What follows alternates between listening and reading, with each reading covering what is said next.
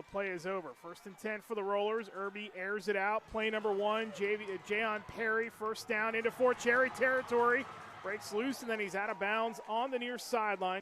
I love the early play call. Break tendency, right? They like to rely on Ronald Burnett, and we'll see a heavy dose of him, but get the ball to your playmaker quickly. Standing for this defense as Irby throws out of pressure again. High, Caesar brings it in. Caesar a block. Caesar up the hash.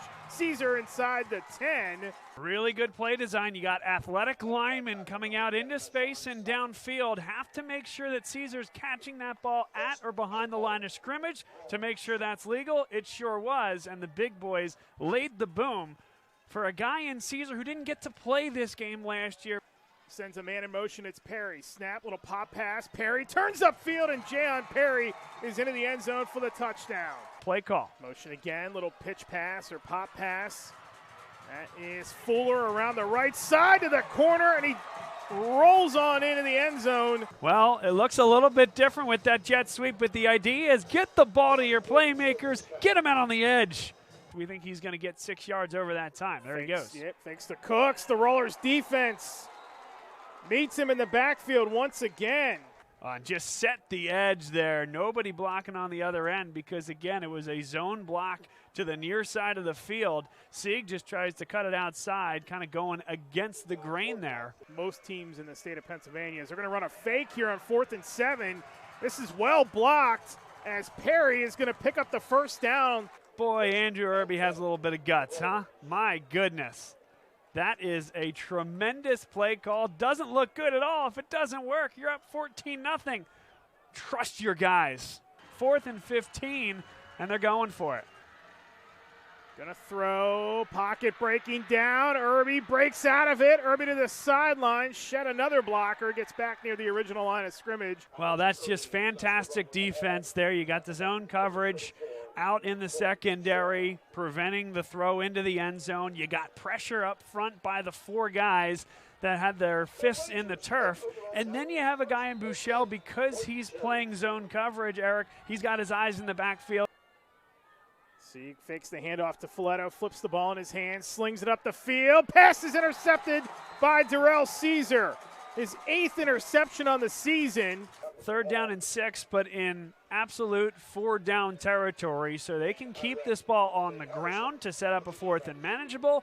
They can take a shot right now, Eric, to the end zone. They line up 4 wide in a diamond formation on the far side of the field. Time to get creative. 3rd and 6 for the Rollers. Irby design run up the middle. Nobody is there, and Alex Irby will coast into the end zone for the touchdown. Time to get creative, and Andrew Irby obliges. That's him taking off to the end zone. But what we saw at the front end of that play was 4 guys go out and line up in a wide receiver position. So what does that do? That takes the linebacking core and the secondary out of the middle of the field. Steel High offensive line does their job, hat on a hat. And once Alex Irby gets past that first line of defense, there's nobody there. Thanks to Irby as they do that little pitch pass again. Fuller sweeping around the near side. Fuller speed down the sideline. One to beat, gets by Sutton. He won't be caught. And another touchdown for the Rollers with 4:33 to go. Fuller gets that chance here on the jet sweep. Perry's gotten most of those touches. Caesar some too. Let me turn on the Jets right here. See you later. Made a big play defensively against Matt Sieg on the last defensive series for Steelton-Highspire. So why not reward the young man? And he takes it all the way to the house. On 2nd and 10. They need something in a hurry. He's going to air it out. Throws. It's intercepted again. 2nd time today, and this time it's Perry who comes up with it. Twice in his high school career. Irby back to pass. Going to air it out. Looking end zone. Caesar got it. Touchdown, Steel High. Cherry trying to get on the board the first time this afternoon. Sieg tripped up short. They're going to mark him down at the 1, and that drive is stalled at the 1-yard line as the Rollers defense once again steps up and makes a huge play with 54 seconds to go in the half. Wow, they're doing everything right, aren't they? Getting pressure in the backfield. Jayon Perry had pressure in there, and that knee went down early. Irby the snap. Irby looks, flings it out of the backfield. He's got his man, Tavon LeGrand, for the touchdown. Well, you can get creative when you're in this spot, and just about everyone else, Eric, on the offensive side of the football, the skill position players have gotten a touch, many of them a touchdown. So let's get your slot back, Tavon LeGrand, the senior. 35, Irby. Backpedals, throws off his back foot. That one is tipped in the air, and that is intercepted. Who says those defensive ends don't have ball skills? Braden Kirby, overthrows and deflections. That's the number one thing that defensive coordinators talk about in terms of making big plays. With how they'll move forward on this offense, but if it's not broke, don't fix it. And there's Sieg breaking loose. Best run of the day down the far sideline. 2 to beat. Sieg turns on the Jets, and he's never really has had the opportunity to get the horsepower going, get into the open field, and this is where you see the speed. I got the angle. No, I don't. Oh, I got the angle. No, I do not.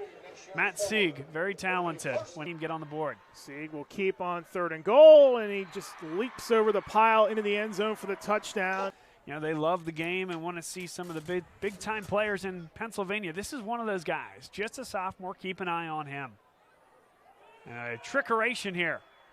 And they will give it to the near side, and into the end zone is Cornally for the 2-point try. They're taking a picture. Yeah, they are taking a picture with 1:12 to go. And he will walk to the sideline arm in arm with his 2 sons, Alex and Andrew Jr., and they will take the senior class out of the game. Get the backups in. Irby gets to the bench, firing up the Steel High faithful, who have made the quick trip over here to Chapman Field.